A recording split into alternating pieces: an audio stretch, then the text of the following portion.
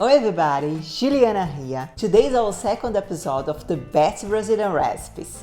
On Bake Cook Travel, I will be bringing the best and the most popular Brazilian recipes for you to make and try in your kitchen. If you've never tried any Brazilian recipes, you will get your first chance here. Today we'll be making one that's really popular in Brazil and comes from Minas Gerais, a state in southeast Brazil. It's a cheese bread called pão de queijo. They're very simple to make and are perfect for snacks, breakfast, or you can make it as a sweet bite too. Another good thing for those who can't have gluten, it's gluten-free. So, let's make some pão de queijo. So for pão de queijo, the recipe is really very simple. The key for this recipe is to get the right kind of starches and cheese. You will need these two tapioca starches, sweet and sour. They are Brazilian brands and you can find them easily in Brazilian and Portuguese grocery stores. You can find the sweet tapioca starch in regular grocery stores, but the sour one is probably only in your specialty stores. If you can't find the sour starch, you can just use sweet, but the sweet and sour combination will give you the incredible authentic taste. For the cheese, you need a semi-cured kind of cheese. Traditionally, the recipe is made with the cheese from Minas Gerais, called canastra cheese. It really makes an incredible pão de queijo. I've got this one from a company called Matuto in the Kitchen, which makes it right here in Ontario. They make excellent cheese. The owner is from Minas Gerais in Brazil, and they love bringing Brazilian flavors to their work. You can find the link in the description below to get yours. I like to make a blend of cheese with some Parmesan to give a special flavor. I also love to make them with Havarti cheese, which is an excellent way to go too. In general, if you get a good semi-cured cheese, you're good to go. Just make sure to taste it first. First, into a medium pot, bring it to a boil 250 ml of milk and 50 ml of a neutral tasting oil. I like to use grapeseed oil for all of my recipes because it tastes really neutral and it's a very healthy oil.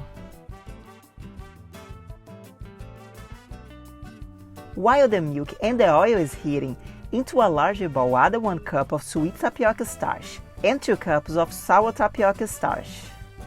A half a teaspoon of salt. Mix and set aside. Bring the pot from the heat and pour it over the starches. Mix them together with a spatula. And when it cools down, use your hands to knead the dough. When you have a cooler well-combined dough, add 3 eggs, one at a time. It will be very sticky, so using a spatula for this part is better. You just need to mix it very well.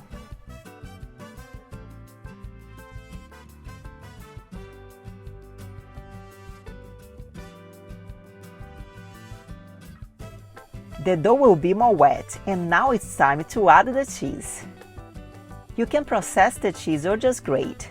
Just make sure the pieces are small so they will melt evenly when baking.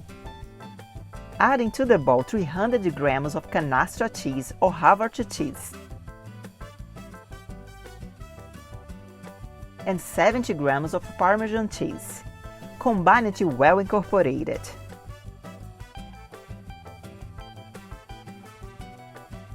The dough should look like this, coming together and not too wet. Prepare a tray with parchment paper and make some balls. 40 grams for a medium-sized bread and 20 grams for small breads. Use some water on your hands so the dough doesn't stick. I will be making the medium size that's 40 grams. I like to use this black scoop which gives me exactly 40 grams. Place the bread leaving some space between them, about a half an inch.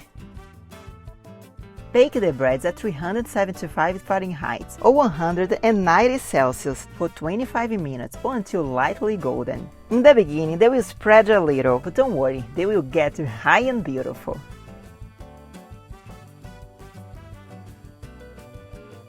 Now it's time for you to drop a like if you're enjoying this video and make sure to subscribe to the channel if you're new here for more amazing delicious recipes. If you're not baking all the dough, you can freeze the dough placing the balls over a tray. Freeze the balls and place into freezing bags. It will last into the freezer for 3 months.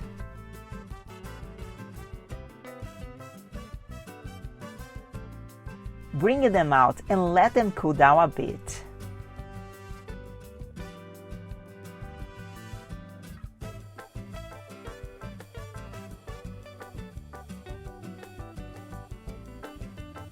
Pão de queijo is like this, chewy inside with this thin nice crust on the outside. Enjoy them for breakfast, snacks, or even as a sweet little bite. You can make it with toasted leite, where you can find the recipe in my birthday cake video or in my homemade dulce de leite shorts. And also with some guava compote. This one I've also got from Matuto in the Kitchen, which has a little bit of spice, which I love it. They all taste just great. So everybody, I hope you love this new Brazilian recipe. It's really a must try, and trust me, you will want to have those in your freezer for any time. Let me know in the comments below if you have any Brazilian recipes that you'd like to see here in the channel. Thank you so much for watching. See you in the next video. Ciao! Hey guys, thank you so much for watching. If you like this video, make sure to drop a like here. If you're new here, make sure to subscribe here. On Bake Cook Travel, we always bring the best food adventures and food recipes. If you'd like to see more food recipes, click here, and for more food adventures, click here. See you in the next video.